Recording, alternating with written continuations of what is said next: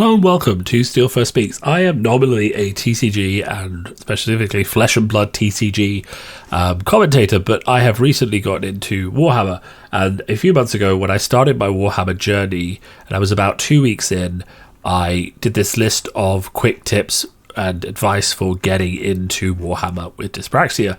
I am now 2 months into that journey, and I thought I would revisit this video and see if there is any other advice that I could offer that comes along with that. You know, my Dyspraxia tends to paint itself kind of like more computationally, like it takes me a long time to think about how to do something, but once I've kind of figured it out, I can often get to doing it, whereas I know other people have more of a like, I can't make my hand do what I want it to do, even when I want to, I know what I want it to do. It does vary. Like I have some of those problems as well. But first, let's just do a quick review of what I've painted in the last 2 months. To give a bit of confidence to anyone who's thinking, hey, I've got Dyspraxia and I can't paint. You definitely can. You can see the sort of mistakes that you're going to end up with, right? There's a bit of blue on this bit of skin. This is a horde of Skaven clan rats from the Skaventide box. But I painted those and they're really good. Honestly, a lot of it is just picking out block colours, which is quite easy, and figuring out which way you're going to hold the brush, which you can easily do. We've got Norlords on Clawbeast, we've got Rat Ogres, we've got banners, we've got loads of paints, let's not focus on that. And then I've also painted some really fun like Warhammer 40k stuff, so you can see the this giant Dread Knight proxy that I've painted, and you can see all these cloaks and this brother captain, I think he's called, and then loads of other bits, loads of swords and loads of glowy effects, and this proxy as well, which is a guy with a flaming sword. Now, like, you might be getting intimidated at this stage by all of this. I have also painted some Space Marines as well. Neon Marine and non-Neon Marine. I've painted some Votan. I've painted a lot of different things, lots of different weapons and stuff. And you might be getting intimidated by this point, if you're thinking, I couldn't do that. I'll be honest, a lot of this is just holding the brush in the right direction and pulling it gently in that direction. Right, that's like, because remember, like when we think about having Dyspraxia, you think about movement is difficult. A lot of this is just holding the brush in the right direction and just pulling slowly. Like, we just break it down to being that simple. Like, for example, if I want to paint this panel lighter than the panel below it, I hold the brush at, this side angle and I just pull slowly, right? If we're breaking it down physically, that's all that it actually requires. And the same for a lot of these. So like, this looks more complicated than it is. What has actually happened here is the sword makes a really clean divide between the left and the right panel, right? So actually it's very easy, even if you've got motor skill problems, to go in and paint the panels 2 different colors, because the sword actually gets completely in the way. And also, and this is very important too, the hammer is raised, the steel is raised. So you paint the white and then you're left with a hammer that has splotches of white and whatever on.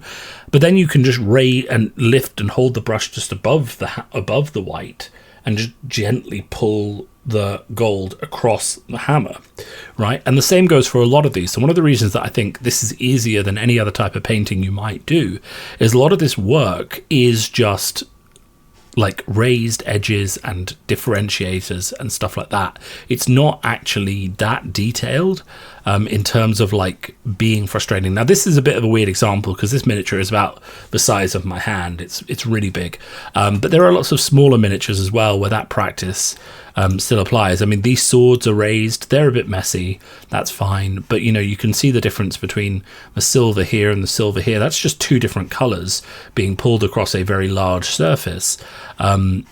Same with the cloaks, really. All I'm really doing to get this highlight is doing, drawing a lighter color across the bit that stands out the most, right? So once you understand that, it actually becomes quite easy, even when your hand is shaking a little bit or you're drawing things across, to get that paint on the miniature. And that even holds true of some of the more like advanced stuff that I've been playing with. So I was like playing with stuff that looks really cool like this. This is just very slowly making different gradients of paint and spreading that paint out. And you actually have a lot of time to just spread that paint out and make it kind of thin and go on to the miniature. So as long as you can think about doing it, it's actually quite easy. It just looks intimidating from a distance, from a physical perspective. But actually, when you get down to what your hands are actually doing, even for people with dyspraxia like us, it's actually quite straightforward. Ish. Like, it obviously took me, this is fifth try, right? This is my fifth try.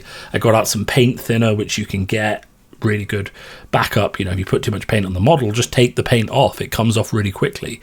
And this is my fifth try, and there's still bits that could be improved. But the point as well I made originally, which was, from a distance, this looks fantastic. Up close, you can see the mistakes.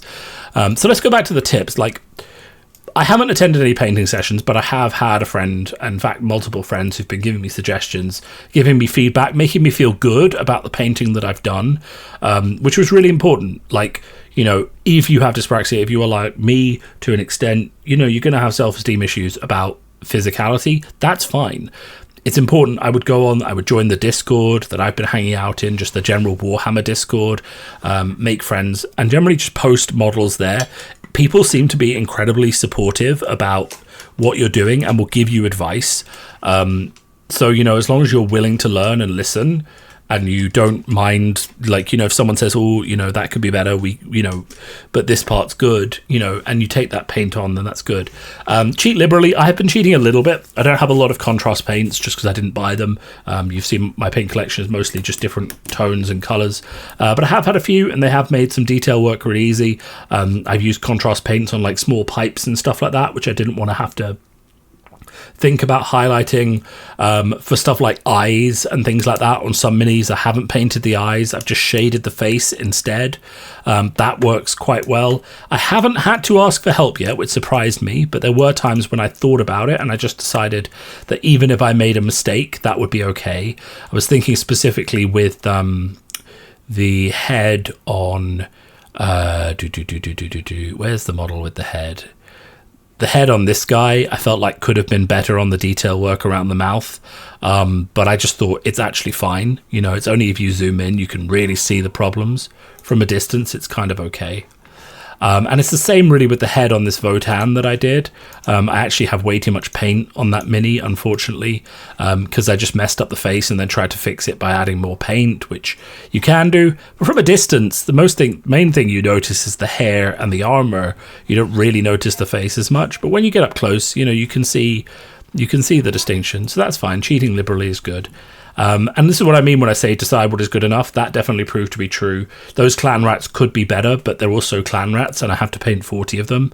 So deciding what was good enough and like being happy with a set level of effort for a miniature is very important. And I mean, I've heard people say that when you get better at this, and if you like starting painting for other people, which I'm not going to get into, but you have to decide like how much work, even if you could do like amazing stuff, what are you going to do on a miniature? For me, because I haven't got that many minis and I'm painting on a budget and I'm buying like single minis of stuff, I am giving like twice as much time to a miniature than maybe someone who is like this Votan, for example, that I painted. If I bring that up again, this is just a regular army Votan. He's not like a character or anything like that. He has a face because I thought the face would be fun to practice, but he's not like a, but I spent ages on him because I only own one. So I can spend, and I'm trying to decide if I want to buy more of them. And if I do, then I'll probably be a bit faster when I paint them. And I'll also be faster because I've painted this guy.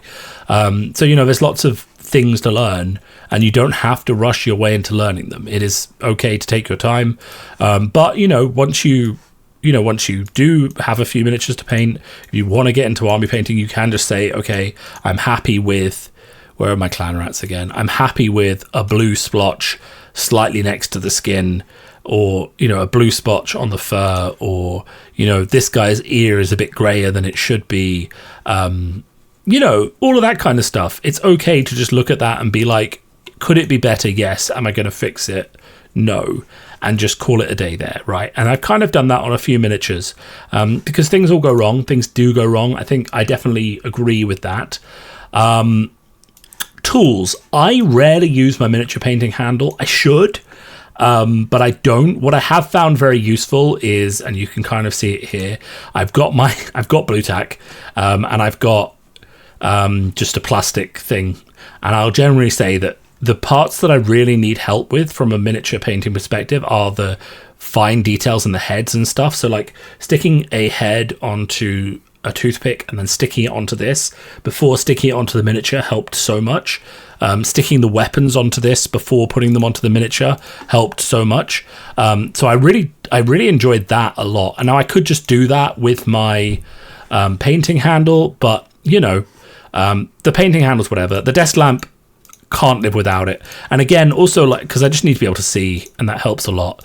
The wet palette, again, I said it before, and this really has been backed up the last 2 months. I think if you have dyspraxia and you're going to take longer to decide how to use your brush, longer to think about where your hands are going to move and how they're going to work, a wet palette is not optional. And then they don't have to be expensive. You can make your own with a bit of parchment paper and a kitchen towel. But the number of times, even with a wet palette, I've been thinking, okay, how do I do this? And I've gone to pick up the paint and it's already starting to get dry. You know, if I didn't have a wet palette, that paint would be very dry. And it was definitely true that when I started, one of the reasons I bought a wet palette was that I was painting and I was thinking a lot. And the paint was going dry before I could use it. So the wet palette has helped a lot with that. And if you are thinking, hey, I'm going to paint and it's going to take me a lot of time to think through what I'm doing and how I'm moving my hands, having that wet palette that gives you more time before the paint dries out is very, very useful. Be kind to yourself. Yeah, I mean, I always obviously agree with that. Army choice, I actually don't agree with this after 2 months. I think you still have to decide what you want to paint in terms of, like, do I want to paint 40 clan rats or not? But there's nothing stopping you, right? You just have to give it a bit more time and you'll be fine. I don't think you need to deliberately choose an army. Like the Grey Knights, for example, I picked because they're an elite army and I've loved painting them because swords and blue glowing stuff, that's my vibe. But if my vibe was Dark Angels and I had to paint, or Votan, and I had to paint 80 of these, I wouldn't feel like that was something out of reach. It would just take a bit longer for me to get done, right? So I don't actually agree with this. Unless, obviously, if your dyspraxia is worse than mine, you find it quite difficult, then maybe an elite army is the right choice. But I don't think you have to choose an elite army. Whereas I think when I talked about it before, I said, I kind of think you have to choose an elite army or you're going to be a bit fussed. Again, this isn't true either. I absolutely 100% disagree with this. Obviously, if you want to play competitively, you need to be playing competitive models.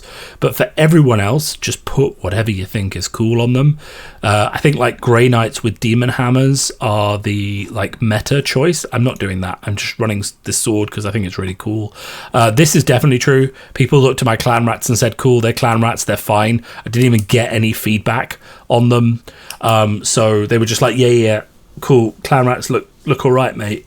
Whereas my bigger models, people were like, oh, have you considered edge highlighting or doing a wash of this area or that kind of thing? Because they care more about the characters and they care more about the cool minis, the ones with faces and stuff like that. I haven't tested point 8. I haven't really been to a tournament organizer. I did speak to some of my friends who play on the London scene and they said realistically you're going to be able to play with your minis unpainted as long as you don't try and play in a huge tournament. So they were just like, look, however much painting you have, people are going to be cool with that. It's more just they want it to look good, to just try your best. I have bought some, so I have tried this out a bit. I have bought some secondhand painted miniatures just for inspiration and because they were cheap, but I don't really want them because I want to be painting my own stuff.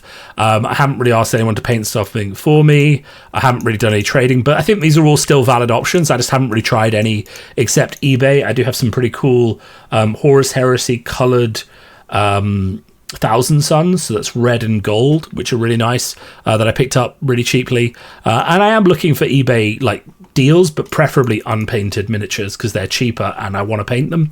But, you know, I think this is perfectly valid as well. Like, if I ended up loving the Grey Knights and like Castellan Crow or Caldor Drago was my chapter master and I was going to play him every single week, and I would have one model that I was trying to improve, I'd have one model that I was playing on the tabletop, and I might potentially have a third model which was like professionally painted that I was trying to learn from. And I might do that approach if there was a character I just really had to have a really good copy of. So I don't think this is a problem either. I will also say, to add to this, that like there are a load of really good free YouTube channels.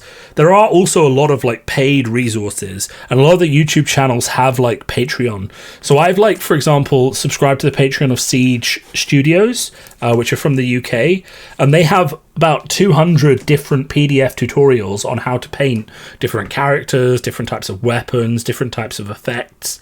And, you know, those are really useful. They just do step by step with all the paints you need, and everything like that. And if you don't have the right paints, you might have something similar. So one of the reasons I bought that paint collection that I showed you is because it kind of gives me a little bit of everything. You know, I've got my yellows, my reds, my purples, my greens, my blues. And this was from Squidmar, who did a paint set that I found really good. I've used, you know, all of the reds, half of the purples, all of the skin tones, all of the blues, 3 or 4 of the greens. I've used almost all of the metals. I've used 2 of the greys, I'll admit. I need to paint some more grey things. And then I have some shades. I have this Magic Mix stuff, which is really good, as it makes the paint more transparent. I've got some glaze mediums, some different types of glue. But this is everything, right? I'm going to use this now for the foreseeable future, to paint everything that I get in, unless there's a colour I really, really need. But this kind of covers all of the Grey Knights and the Skaven and the Votan, and I think this will do Iron Jaws as well, to be honest, when I get those in, because they're like yellowish brownish gold. So I'll probably like paint with this and then highlight with this, and that'll work fine. And maybe do like one final highlight with this, you know. So like there's lots of different options in this paint collection, and that works for me, but I wouldn't be buying that much paint if I was just starting. Like if I just wanted to paint Grey Knights, this is a spoiler of literally everything I've written recently. I went to Japan, by the way. That was quite fun. And I've done a lot of fab calculation and lots of writing. I think you all know that, so that's not surprise. Read my fab fanfic on Royal Road or something like that. But if I was just painting Skaven, for example, let's just look at these paints. I used 2 blues. This is Innsmouth and Balharoth for the cloth, and then I mixed in white to get the highlights. I used this silver and this gold with a Reichland flesh shade for the metal. I used Necro grey and a lighter and a white for the highlights on the fur. I used Harvester flesh and flesh shade for the skin, and I used this one, the steel braid brown or whatever it's called, for the belts. And that's all I used for the Skaven. If I was painting Dark Angels, I'd take the dark green, I'd probably take this lighter green, and then I would take a bit of white, right? And then some red or something for the eyes. Power swords were a bit tricky because they were like this green, this green, this green, this. I used too many blues for my power swords, right? You could probably get away with like this one, and like this one, and just do different layers of those 3 colors. White and black are pretty necessary if you're mixing colors, but again, like if you were just painting Grey Knights, for example, and you only really wanted 2 types of red, like what do I need? I need a gold paint and flesh shade. I need 1 red and then a lighter red, or I need white that I can mix into the light red, or a yellow would work as well. I need 2 types of blue, a dark blue and a light blue, and a bit of white. I need the same red can be used here and here. The same gold can be used for all of this stuff. And then you need like a brown for the belt and the bookcase. And then you need like an ivory skin color. I think I used Wraithbone for the pages and the heraldry. So that's like 5 or 6 paints. And I've got 2 different types of steel. I've got like gunmetal, and then like natural steel. And I think I've used a few more. So like, don't follow everything I do. But my point is, like, you could paint this with a lot less than I did.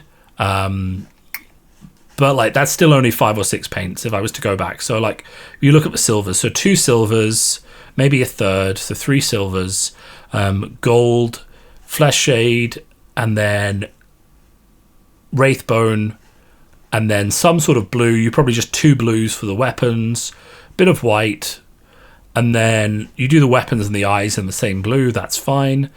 And then what else? That was kind of it, right? So you'd only actually need 6 or 7 paints to do the Grey Knights. So I wouldn't be going full ham on paints just because you've seen me going ham on paints. Is there any other advice I'd add to this? Not really. I mean, be kind to yourself. Paint slowly. I would say don't spend too long watching tutorials. Like, get some cheap minis.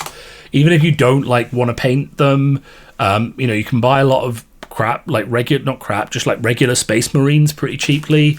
You can buy like bundles of unpainted minis pretty cheaply if they're on eBay and stuff that people don't want anymore. You can even, like, if you want to, which I haven't done so much yet, is you could just buy like weapons or like pauldrons and just practice on those with a bit of blue tack on a stick or something.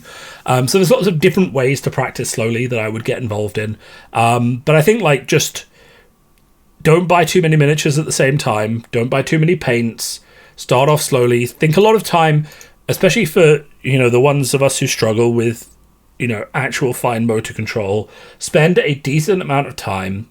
Get your paints on your wet palette, dilute them properly. There's loads of videos about that. Just go and look at dilution, dilute them properly, and then spend a lot of time just thinking about how your hand is going to move and where it's going to drag, because you want to be painting with the tip or the side of your brush, and you want to be pulling away from the location you're painting. So you want to just spend a lot of time thinking, where does my hand move and where does that brush tip go? And just make sure it's in the right place, slowly position and then just drag gently. And I think you'll do just fine. And I mean, obviously a lot of these tips can apply to people without dyspraxia, but I think it's worth just speaking to the dyspraxics is that, it's okay to use quick tips. Don't paint the bit that's hidden. Don't paint the bit that's in shadow. Choose elite models if that's easier. Choose bigger models if that's easier. And just take your time and don't overinvest. And you'll quickly find out if you like it or not. Thanks for listening. I'll speak to you all soon.